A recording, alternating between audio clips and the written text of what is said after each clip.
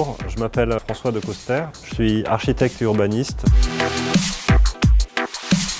Bonjour, je m'appelle Benjamin Zimmermann, je travaille sur les questions de développement durable. Le quartier de la Part-Dieu aujourd'hui, c'est déjà quelque chose d'extrêmement dynamique. C'est déjà un hub, c'est déjà un grand centre commercial, c'est déjà un quartier divers, mixte, avec des habitants, des équipements publics comme l'auditorium, la bibliothèque. Donc en fait, c'est déjà un petit peu ce qu'on voudrait en faire, mais en moins bien. Le gros sujet pour nous, c'est comment est-ce que l'ambiance du quartier va évoluer avec de nombreuses constructions qui évidemment, dans certains cas, vont venir obstruer le soleil, changer la lumière, changer les vues, changer le vent aussi. Comment tout ça va se passer et comment on peut essayer d'anticiper, de prendre les bonnes décisions pour que le piéton soit le plus confortable possible. Le quartier a plusieurs niveaux. Le niveau des rues, évidemment, et des places. On a le niveau plutôt de ce qui est les terrasses du centre commercial, où on voit que c'est un endroit où, quand il fait beau, il y a vraiment du soleil et on a envie de s'y installer. On a le niveau du toit du centre commercial, depuis lequel on peut avoir, quand il fait beau, et du soleil et des vues lointaines sur, par exemple, Fourvière ou sur le quartier. Et puis il y a des espaces dedans. Le centre commercial par exemple, où on est dans un espace privé, on est à l'intérieur, mais en fait c'est un des plus grands espaces publics du quartier et probablement de Lyon. Donc on trouve très intéressant ce travail un peu sur ces différents niveaux. Comment est-ce qu'on va faire pour les mettre en relation, les connecter les uns aux autres, les mettre en relation visuelle, physique. On essaye de faire en sorte de créer un quartier dont les qualités d'ambiance extérieure soient telles que finalement les bâtiments puissent facilement venir s'ouvrir. Donc on le fait par différents moyens, et notamment au moyen des espaces publics, les espaces publics extérieurs, les espaces publics intérieurs, pour qu'ils forment ensemble une continuité.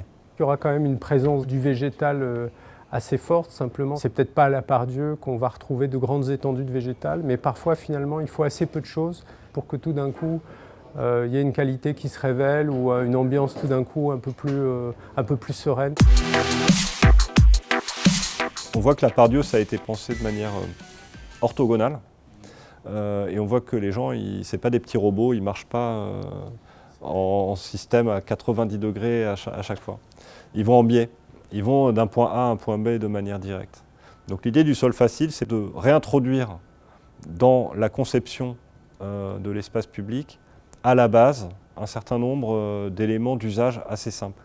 Donc on va essayer de construire ça en se basant sur les flux des piétons, trouver des géométries peut-être plus souples, réintroduire des diagonales dans tout ça qui correspondent à la manière dont le quartier finalement fonctionne. Introduire la notion d'un sol qui donne des informations avec la signalétique, introduire peut-être la notion aussi de quartier numérique. On est tous là avec nos petits téléphones portables. Est-ce que ce ne serait pas intéressant que tout le quartier soit un peu équipé à Wi-Fi et qu'on soit connecté gratuitement? Enfin, des réflexions comme ça, tout ça, on les intègre dans cette notion de sol facile pour dire que c'est un peu un espace public augmenté.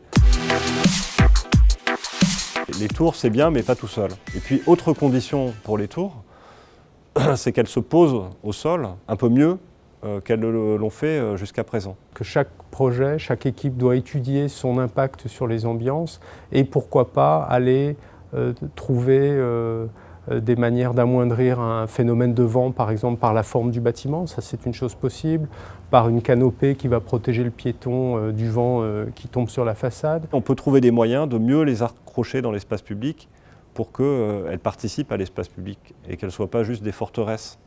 Donc deux conditions, qu'elles soient belles pour être belles dans le paysage lyonnais et qu'elles s'accrochent bien au sol. Pour moi c'est ça qui est important, c'est l'idée qu'on ne fait plus un bâtiment en ignorant son contexte, comme on a peut-être pu le faire à une époque.